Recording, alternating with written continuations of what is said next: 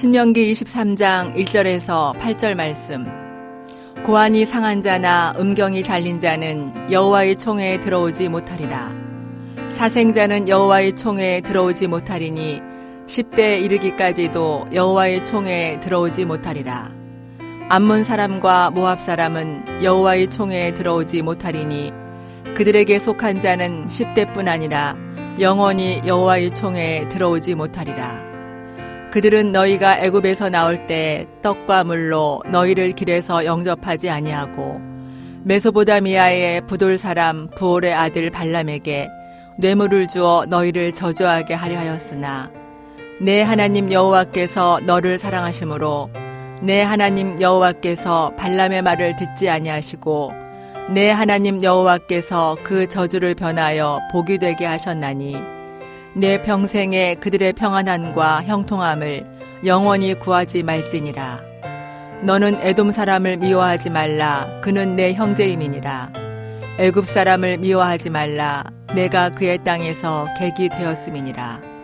그들의 3대 후 자손은 여호와의 총회에 들어올 수 있느니라.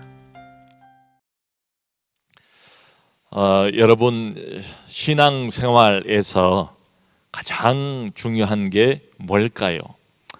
아마 대부분 그것은 예배지요 라고 대답을 할 것입니다. 맞습니다. 우리 믿는 사람들의 신앙생활의 가장 기본은 바로 예배입니다.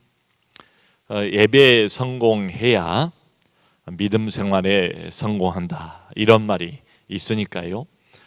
비록 비대면 상황이 지속이 되고 있지만 그래서 온라인을 사용해서라도 계속해서 우리가 예배를 드리고 있지 않습니까? 매주 주일 예배는 물론이고요. 바로 조금 전에도 주일을 위해서 저희가 기도했습니다. 주일 예배뿐만 아니라 수요 예배, 또 지금 이 시간 금요 예배, 또 매일 새벽마다 새벽 예배. 정말 우리 믿는 사람들의 신앙생활이라는 것은 바로 예배의 연속이 아닌가. 예배를 통해서 우리는 하나님을 만납니다. 예배를 통해서 우리는 은혜를 받습니다. 예배를 통해서 하나님과 멀어져 있다가도 다시 하나님께 가까이 나오는 이런 시간들을 갖게 됩니다. 여러분, 우리는 이제 흔히 예배라고 부르잖아요. 그런데 이스라엘 백성들에게는 뭘까요?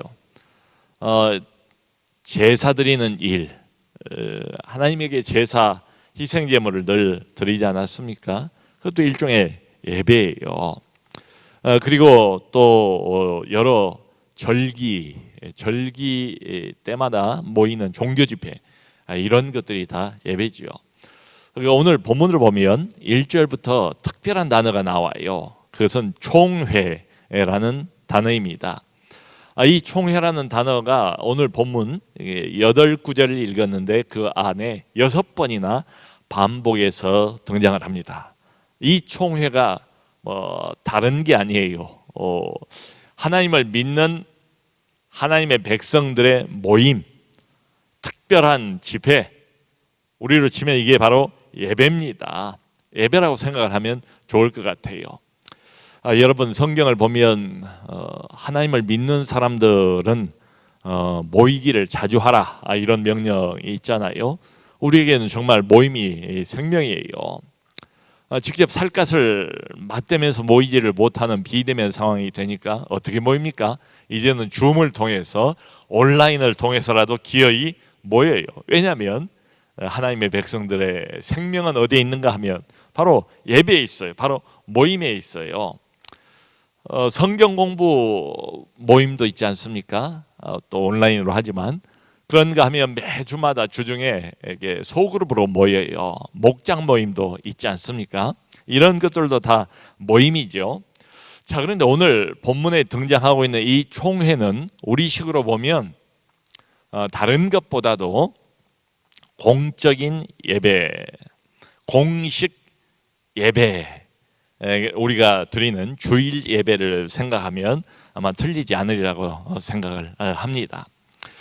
자, 예배가 생명이고 예배에서 은혜를 받아야 한 주간 내 신앙생활이 아주 순탄하게 부드럽게 믿음 생활이 이어질 수가 있고, 그리고 세상의 모든 유혹과 또 공격 앞에서도 예배를 통해서 은혜를 받아야 그것을 이길 수가 있지요.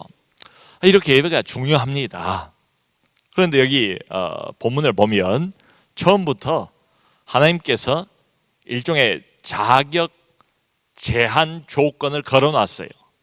이 이스라엘의 총회, 우리로 치면 이 예배에 아무나 들어오지 못하게 하라. 하나님께서 금지 조항을 여기 적어 놓으셨어요. 조건이 있대요. 이런 사람들은 못 들어온다라고 아주 못을 박았어요. 그 1절을 보면 좀 민망한 이야기이긴 합니다만 성경에 나왔으니까, 누가 못 들어오는가 하면 고환이 상한 자, 또 음경이 잘린 자. 이 남성의 경우에 말하자면 남자로 창조가 되었지만은 남성 역할을 제대로 못하는 사람들이겠지요. 이런 사람들은 여호와의 총회에, 거룩한 집회에 들어올 수 없다, 이렇게 하나님께서 제한을 시키셨어요. 여러분, 우리 하나님께서 신체 장애자들을 차별하실 것 같지는 않지 않습니까? 오히려 그 반대죠. 어렵고 좀 힘들고 이런 사람들, 이 사회에서 소외계층들은 하나님이 더 마음을 쓰시는 게 성경에 여기저기 나와 있지 않습니까? 그러므로 이 이야기는 영적인 의미를 가지고 있는 것으로 생각을 해야 됩니다. 무슨 뜻인가 하면, 하나님이 원래 남자로 창조를 했는데 남자 역할을 하지 못한다. 그게 무슨 말인가 하면, 하나님께서 우리 모든 인간을 어떻게 창조를 하셨습니까? 무엇을 따라서 창조를 하셨다고 성경에 되어 있습니까? 하나님의 형상을 따라서 우리를 만들었대요. 인간을 그렇게 처음에 만들었대요. 그런데 이렇게 만들어진 인간이 금방 타락을 해버리잖아요.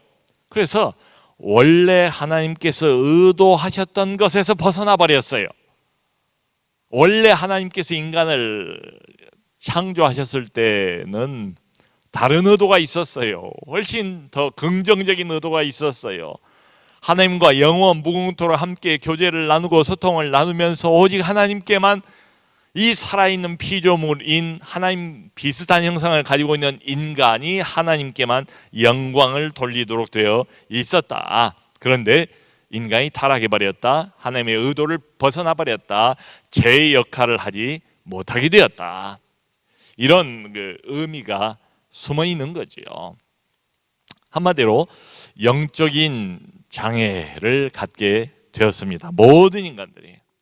그래서 이런 사람들은 거룩한 모임, 하나님의 거룩한 집회에서 배제를 시켜라, 이런 뜻이에요.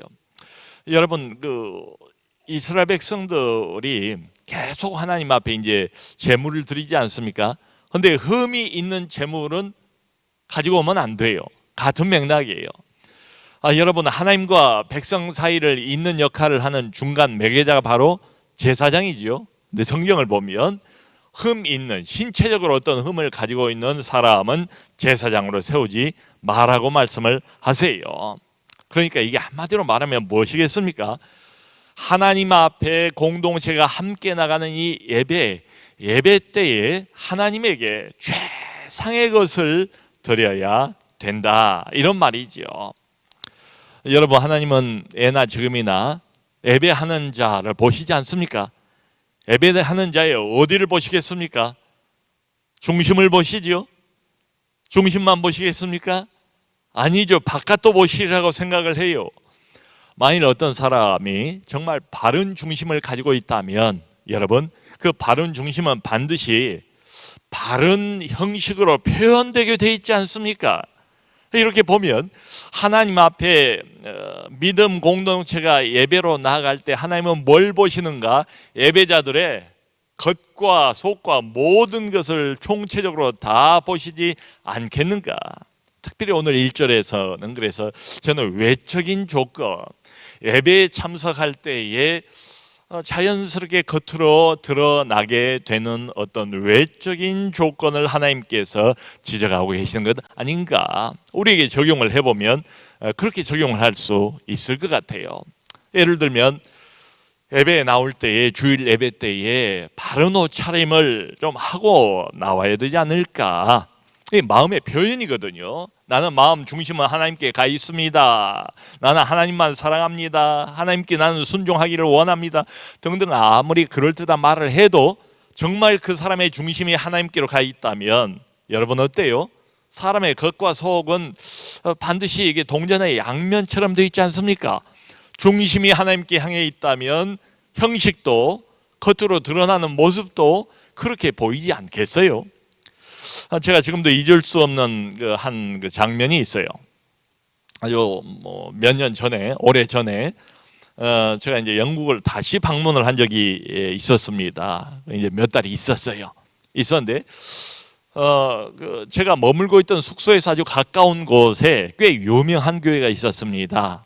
그러니까 런던을 둘로 나누면 런던 남쪽에서는 존 스타트 목사님이 목회를 하셨던 올 소울스 교회가 남쪽을 영적으로 커버했다. 그런데 런던 북쪽은 바로 이 교회가 북쪽의 영성을 책임지고 커버를 했다라고 소문이 날 정도의 아주 대단한 교회였습니다. 저도 이제 그 이야기를 들었기 때문에 기왕이면 이 교회에 나가서 예배를 계속 드려야 되겠다라고 생각을 했지요. 그때가 여름이었습니다. 그리고 주일날 기대를 가지고 예배 참석을 했지요. 여러분 우리나라에서는 어떨지 모르겠어요. 근데 영국에서 1000명이 훨씬 넘는 숫자들이 활발하게 모였어요. 그러다가 갑자기 한 20년, 30년 어간에 썰물 빠져나가는 것처럼 교인들이 다 빠져나갔습니다. 그날도 제가 가보니까 그저 몇십 명 이렇게 앉아서 주일날 예배를 드리고 있어요. 근데 충격적이었던 장면이 뭔가 하면은 예배 중간에 이제 우리로 치면 광고를 하는 시간이 있었어요. 한 여성, 제가 볼 때는 사역자 같아요. 사역자니까 교회 전체를 향해서 교회적인 광고를 맡아서 하지 않겠습니까? 이 여성 사역자가 뚜벅뚜벅 걸어 나와서 광고를 하고 또 권면에 몇 마디 말씀을 하는데 복장이 문제였어요. 옷차림이 문제였어요. 여름이긴 하지만 저는 도무지 이해할 수가 없을 정도였습니다. 아마 제가 한국 사역자에 있기 때문에 그런지도 모르겠어요. 걸어서 나오는데 슬리퍼를 신고 나오더라고요. 그러니까 여성들이 여름에 신는 가벼운 샌들이 있잖아요. 그게 아니에요. 그야말로 어디 옆집 놀러 가는 것처럼 동네 슈퍼 나온 것처럼 너무 편하게 슬리퍼를 신고 앞으로 나와서 공적인 예배, 그것도 주일 예배 전체를 향한 광고를 몇 마디 하고 권면의 말씀을 하는 걸 보면서 제가 퍼뜩 드는 생각이, 아하, 그렇게 부흥하고 활발하게 영적으로 살아있던 교회가 불과 20년 어간에 이렇게 돼버린 이유가 있구나 하는 생각이 어쩔 수 없이 들더라고요. 여러분, 아무리 내 중심이 하나님을 향해 있다고 말로 그럴듯하게 표현한다 할지라도 내 복장과 내 옷차림이 주일날 예배라는 게 뭐겠습니까? 하나님을 만나러 오는 시간 아니겠어요? 벌써 복장 자체가 하나님을 귀하게 여기는 것 같지가 않더라고요. 예배를 귀하게 여기는 것 같지가 않더라고요. 그 시간을 소중하게 여기는 것 같지가 전혀 않더라고요. 하나님을 오히려 소홀히 여기는 것처럼 그런 느낌이 어쩔 수 없이 들었습니다. 말하자면 이런 외적인 조건에서부터 좀 잘 지켜야 되지 않겠는가. 또 하나 생각을 해본다면 하나님을 만나는 시간이 정해져 있지 않습니까? 우리 같으면 요즘에는 2부부터 시작을 하니까 아침 9시, 그 다음에 11시, 그리고 오후 1시, 그리고 청년 예배는 오후 예배, 오후 3시예요. 여러분, 정말 살아계신 전능자를 내가 1대1로 만난다, 하나님을 만나는 사건을 기대하면서 우리가 예배 참석을 한다면 시간을 늦을 이유가 있습니까? 그런데 보면 항상 늦는 사람은 또 늦어요. 이게 습관이에요. 그저 5분만 조금 빨리 오면, 그저 마음도 준비를 하면서 기도를 조금이라도 하면서 그러면 훨씬 더 예배가 은혜스러울 텐데, 그저 항상 장로님이 기도하고 있을 때 들어오든지 아니면 기도가 끝나고 설교 시작할 때 가만히 이렇게 들어오든지 그래요. 여러분, 직장에서 만일에 어떤 상사가 나를 만나자고 부른다면 시간을 늦을 수 있을까요? 내가 정말 좋아하는 어떤 사람, 내가 사랑하는 어떤 애인이 나를 만나자라고 약속 시간을 정했다면 그 시간을 늦을까요? 어떻게 해서든지 그 시간을 맞추려고 애를 쓰지 않겠습니까? 그러니까 이것도 어떻게 보이는가 하면은 뭐 사정이 있어서 어쩔 수 없어서 어쩌다 한번 늦는 것은 이해가 가지요. 그런데 습관적으로 매주마다 그렇게 늦는 모습을 보면 낙심이 돼요. 그런 사람을 보면서 저 사람이 하나님을 어떻게 여기는가, 너무 하나님을 소홀히 여기는 것 아닌가, 이런 생각이 어쩔 수 없이 들어요. 여러분, 예배 이렇게 참석했을 때에 대부분 핸드폰을 가지고 오지 않습니까? 여기 이제 보면 예배 시작 전에 커다란 스크린에 핸드폰 전원을 꺼주세요, 뭐 이런 등등의 안내 문구가 매주 나가지요. 그럼에도 불구하고 예배를 드리고 있는데 갑자기 크게 울리는 핸드폰 소리. 그러면 얼른 이걸 꺼내서 끄면 좋은데 또 한참 울려요. 그리고 어떤 경우는 또 제법 큰 목소리를 내면서 거기서 그 자리에서 그걸 받아요. 도대체 이것을 어떻게 해석을 해야 될 것인가, 이런 것들 하나만 말이죠.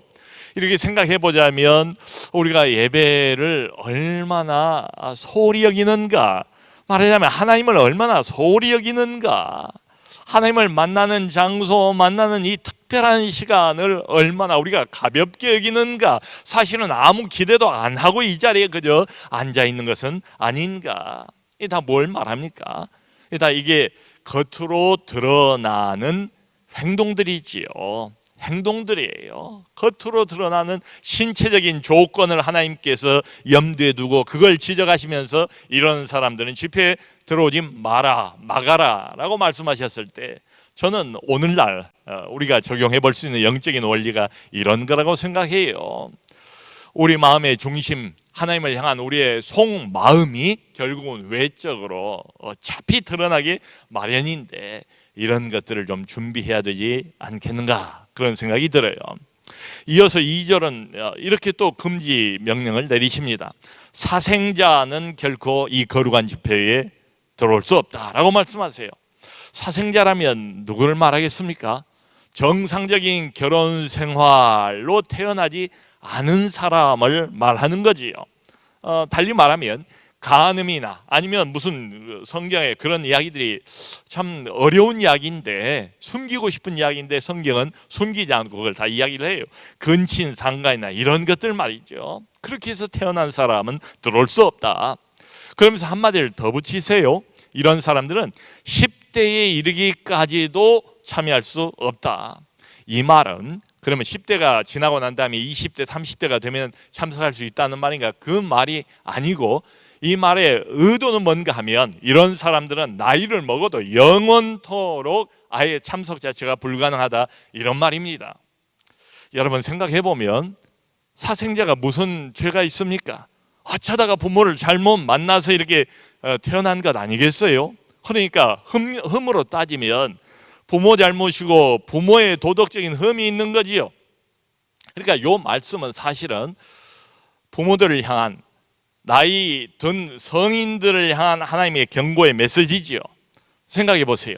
나의 죄로 인해서 내 자식들이 평생 공동체에 참여를 못한다 라고 생각을 하면 가슴이 뜨끔하지 않겠습니까? 그야말로 딴 마음 먹다가 엉뚱한 생각하다가도 정신이 퍼뜩 들지 않겠습니까? 하나님이 그런 것들을 염두에 두신 명령이 아닌가 생각이 돼요. 이게 한마디로 성적인 불륜이죠. 하나님의 거룩한 공동체에 결코 있어서는 안 되는 성적인 불륜, 도덕적인 흠결이 분명하게 있는 사람들은 들어올 수 없다. 이 거룩한 집회에 참석할 수 없다. 나를 만날 수 없다. 나를 예배할 수 없다. 그런 예배에 내가 받지 않겠다, 이런 말씀이죠. 한 걸음 더 나가서 적용을 해본다면 이게 성적인 불륜만은 아닌 것 같아요. 도덕적인 흠결에는 돈 문제가 반드시 들어가 있지 않습니까? 돈 문제로 인한 부정, 돈 문제로 인한 비리. 그런데 문제는 뭐냐? 오늘날 예배는 열심히 참석해요. 예배 열심히 참석해 주는 건 좋은데 다른 사람은 잘 모르겠지요. 근데 성적인 불륜을 그대로 안고 참석을 해요. 반성 안 해요. 회개 안 해요. 자기의 생활 방식을 고칠 마음도 없어요. 과연 그런 예배를 하나님께서 받으시겠는가? 이런 심각한 질문을 좀 던져볼 필요가 있지 않겠는가? 여러분, 미국 교회는 말이지요, 강대상에서 목사님이 이혼 이야기를 못한대요. 불륜 이야기를 언급을 못한대요. 이유가 뭐겠어요? 교회 안에도 너무 많은 거예요. 실제로 통계를 보면 교회 안에 이런 그 불륜의 사건하고 교회 바깥 세상에서 일어난 사건의 이 차이가 거의 나지를 않는다는 겁니다. 지난 2019년도에 우리나라 통계청에서 낸 통계를 보니까 혼인 외 자녀입니다. 그야말로 이제 여기 나와 있는 대로 사생자예요. 혼인 외 자녀가 우리나라에 그 한 해 동안만 무려 7,000명이에요. 밝혀진 것만 7,000명. 그 해에 전체 출생했던 신생 아이들의 2.3%입니다. 여러분, 한 해에 혼외 자녀들이 7,000명이라면 이게 결코 적은 수가 아니지 않겠습니까? 계속해서 이게 누적되지 않겠습니까? 바로 이런 사람들, 이런 가정들이 결국 사회에 큰 문제를 안겨다 주는 것 아니겠어요? 사랑하는 성도 여러분, 하나님이 예배에 나오는 사람을 반대할 리가 있습니까? 교회가 예배에 나오겠다고 하나님을 만나기 위해서 집회에 참석하기를 원하는 사람을 막아서는 안 되지요. 근데 하나님은 여기 막았어요. 누구든 기본적으로는 예배에 참석할 수 있습니다. 그런 사람들을 환영합니다. 좋습니다. 그런데 하나님 앞에 나올 때 요구사항이 있다. 지켜야 할 필요가 있다. 그게 뭔가 하면 잘못된 자신의 도덕적인 문제를 고쳐야 된다. 잘못된 삶의 방식을 그대로 가지고 나오지는 말아야 된다. 이런 이야기입니다. 그러니까 만일에 어떤 사람이 예배는 꼬박꼬박 주일날 안 빠지고 나와요. 근데 이 사람이 불륜을 저지르고 있어요. 교회 누구일 수도 있습니다. 상당히 봉사를 열심히 하는 사람일 수도 있습니다. 직분을 가지고 있는 사람일 수도 있습니다. 근데 이런 일들이 워낙 비일비재하게 많아요. 심지어는 교회 안에서도. 그러니까 예배는 꼬박꼬박 참석을 합니다. 자기 삶의 방식은 고치질 않아요. 그 불륜은 계속해서 이어갑니다. 그런데 주일마다 하나님 만나겠다고 예배에 참석하는 사람을 하나님께서 어떻게 보실까요? 그러니까 내가 원하는 것을 얻기 위해서 꼬박꼬박 종교 활동을 하는 거지요. 하나님이 뭘 원하시는가를 생각하기 전에, 하나님의 요구를 먼저 염두에 두기 전에 내가 원하는 것을 얻기 위해서 꼬박꼬박 하는 이 종교 활동을 흔히 기복신앙이다 이렇게 부르지요. 하나님이 원하시는 방식 따라서 신앙생활을 하는 게 아니에요. 하나님이 원하는 자세와 태도를 가지고 하나님 앞에 나오는 게 아니에요. 하나님이 지극히 우리에게 바라고 요구하시는 그런 마음의 자세를 잘 준비해서 예배하러 나오는 게 아니에요. 그저 기복신앙일 뿐이에요. 하나님의 요구 별로 귀 기울이지 않아요. 하나님의 말씀 별로 중요하지 않아요. 근데 믿기는 믿어요. 근데 내 식대로 믿어요. 하나님과 상관없이. 우리 하나님은 그런 예배 받지 않으신다. 차라리 못 나오게 하라라고 매우 심하게 하나님께서 금지 조항을 붙여놓으신 것 보니까 이걸 하나님 편에서는 얼마나 크게 생각하시는가를 우리가 알 수가 있지요. 한마디로 도덕적인 어떤 성별을 하나님께서 예배자들에게 요구하신다, 이런 말씀입니다. 그 아까 읽었던 3절부터 6절을 보면 또 이런 말씀이 있어요. 암몬 사람과 모압 사람은 집회에 참석할 수 없다 라고 못을 또 박으셨어요. 그 이유까지 여기 써 놓으셨습니다. 왜냐하면 이 모압 사람들은 계속해서 하나님의 백성 이스라엘을 끊임없이 괴롭혀왔대요. 말하자면 하나님의 원수래요. 하나님의 백성들을 미워하고 교회를 핍박한 자들을 하나님께서 결코 곱게 보지를 않으세요. 여러분 그 성경을 보면 출애굽을 한 뒤에 모세가 광야로 나오지 않았습니까? 얼마나 어려워요. 수백만이 이젠 광야길을 걸어가야 하니까 뭐 길고 지루한 여행이지요. 갖추고 있는 것도 별로 없어요. 근데 이 모압 사람들이 그런 이스라엘을 본체만제 해버린 거예요. 이스라엘을 돕기는커녕 오히려 선지자, 거짓 선지자 발람을 시켜서 뇌물을 많이 주고 이스라엘 백성들을 저주를 하라고 시도를 하지 않습니까? 근데 그 발람 선지자에게 하나님의 영이 강권적으로 역사하셔서 오히려 입을 여니까 계속 이 하나님의 특별한 민족, 하나님의 백성, 교회, 이스라엘을 축복하는 말들을 계속 내뱉게 되잖아요. 여러분, 성경에 나와 있는 이스라엘은 하나님의 백성입니다. 이게 오늘날로 치면 바로 우리 신자들이에요. 바로 교회입니다. 그러니까 오늘날도 우리 주변에 그런 사람들이 있잖아요. 신자들을 끔찍이 싫어해요. 교회를 끔찍이 싫어하고 핍박해요. 어쩌면 이 안에도 과거에 그런 사람들이 있을지 모르겠어요. 근데 이런 사람들이 어쩌다가 어떤 이유로 해서 예배 참석을 했다 이 말이죠. 예를 들어서 결혼을 했는데 부인이 너무 잘 믿는 사람이에요. 부인이 강권을 해서 억지로 끌려 나왔어요. 아이들이 자꾸 아빠 같이 교회 가자고 강권을 해서 어쩔 수 없이 끌려서 나왔어요. 내가 잘 아는 친구가 계속 나를 위해서 기도하고 내게 강권을 해서 마지못해 억지로 나와 있어요. 근데 마음은 열리질 않습니다. 여전히 마음이 꽉 닫혀 있습니다. 그러니까 본인에게도 은혜가 안 될 뿐더러 이 모시고 나온 사람들도 얼마나 불편하겠습니까? 이런 경우 여전히 하나님을 향한 적대감, 일종의 여전히 교회를 향한 적대감, 불편한 마음, 이걸 가지고 있어요. 또 애당초 교회를 다녔던 사람이라 할지라도 이럴 수가 있잖아요. 무언가 문제를 놓고 하나님 앞에 간절히 기도했습니다. 근데 아무리 기도를 해도 하나님이 응답을 안 하시는 거예요. 마음이 낙심되지 않겠습니까? 하나님을 향하여 불신앙이 조금씩 자라지 않겠습니까? 하나님을 향한 원망의 마음이 있지 않겠습니까? 하나님을 향해서 불편한 마음, 기도 응답이 너무 안 되니까 나중에는 일종의 적대감, 내가 싫어하는 어떤 교회의 누구 이런 사람들을 마음에 두면서 아니면 교회에 대한 어떤 불만들 이런 걸 그대로 가지고 예배 자리에 앉아 있을 때에 과연 그 예배가 되겠는가? 여러분, 예배에 참석을 할 때는 마음이 열려야 되지 않습니까? 하늘문도 열리고 우리 마음문도 열려야지 은혜가 임하지 않겠습니까? 또 은혜를 사모하는 마음을 가지고 참석해야 되지 않겠습니까?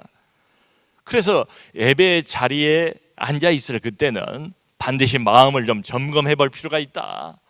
어떤 이유로든지 간에 하나님을 향한 일종의 적대감, 교회를 향한 일종의 적대감, 어떤 성도들에 대한 불편한 마음을 가지고 예배 자리에 앉아 있어서는 안 되겠다. 이런 생각이 들어요. 그 마지막 읽었던 7절, 8절도 비슷한 맥락입니다. 근데 반대로 말씀을 하세요. 아까 모압 사람하고 암몬 사람은 이 집회에 참석할 수 없다고 말씀하셨는데 이번에는 에돔 사람과 애굽 사람은 미워하지 말아요. 에돔 사람도 그렇고 애굽 사람도 이스라엘 백성들을 괴롭히기는 마찬가지예요. 에돔은 에서의 자손입니다. 그러니까 야곱의 형이 바로 에서 아니겠습니까? 계속해서 이스라엘 백성들을 둘 다 괴롭혔어요. 그런데 차이점이 있어요. 그렇기 때문에 미워하지 말라고 말씀을 하시는 거예요. 여러분, 비록 자인은 아니었지만 자원에서 그런 건 아니었지만 이 에서가 장자권을 야곱에게 양보하지 않습니까? 야곱의 후손들이 이스라엘 아닙니까? 하나님이 그걸 잊지 않고 기억을 하고 계시는 거지요. 애굽은 어떻습니까? 400년 동안 이스라엘을 종살이 시키면서 괴롭힌 나라이지만은 애굽은 또 한편으로는 생명의 은인이기도 해요. 그 이스라엘 땅에 큰 흉년이 여러 번 들었는데 그때마다 애굽으로 내려가서 생명을 보존하지 않습니까? 요셉이 아버지 야곱과 70인을 그 애굽 땅으로 모셔오잖아요. 그래서 생명을 보존을 하지 않습니까? 그러니까 이게 무엇을 말합니까? 하나님의 백성에게, 하나님의 교회에 베풀어준 작은 호의라도 우리 하나님께서는 잊어버리지 않고 보답을 하신다. 사람은 다 잊어버렸지만은 이미 과거에 오래전의 일이에요. 근데 하나님은 잊지 않고 보답을 하신다. 에돔은 미워하지 마라. 애굽은 미워하지 마라. 비록 너희들이 경험하지 못했지만 과거에 너희 조상들을 그래도 생명의 은인 아닌가, 이 장자권을 양보하지 않았는가 말이죠. 그러면서 하신 말씀이 지금 당장은 못 들어와도 이 사람들의 3대 4대 후손은 할례를 받고 참여할 수 있다라고 허락을 해주세요. 원래는 하나님 모르는 불신자였대요. 그런데 얼마든지 이런 사람들에게는 참여할 수 있는 가능성이 있다. 문이 열려 있다. 사랑하는 성도 여러분, 우리의 예배, 우리의 집회는 온 세상을 향하여 사실은 열려있는 예배여야 되지 않습니까? 그게 원래 하나님의 의도예요. 이스라엘을 선택했지만 이스라엘만 예배를 드리도록 허락하신 것은 아니에요. 온 세상 열방이 하나님께 나오고 온 세상 모든 민족이 함께 하나님 앞에 나와서 예배 참석하기를 바라세요. 이런 점에서 하나님의 예배는 또 이 거룩한 집회는 언제나 열려 있을 수밖에 없죠. 자, 그런데 문제는 오늘 이게 이제 핵심입니다. 그냥 나올 생각하지 마라. 아무렇게나 가볍게 하나님 앞에 나와서는 안 된다는 게 메시지의 핵심이에요. 마음 중심을 준비해야 한다.